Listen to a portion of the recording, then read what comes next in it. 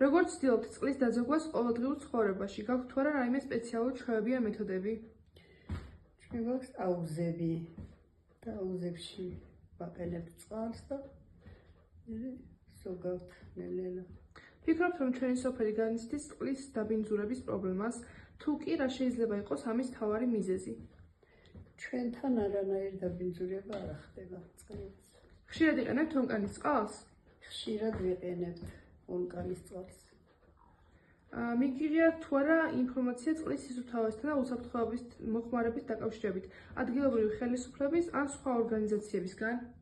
კი, ღებულობთ ინფორმაციას. რა ზავებს უნდა იღებდეს საზოგადოება წყლის რესურსების უკეთ დაცვისა და გამოყენებისთვის? არაფერი ის არა გვაქვს.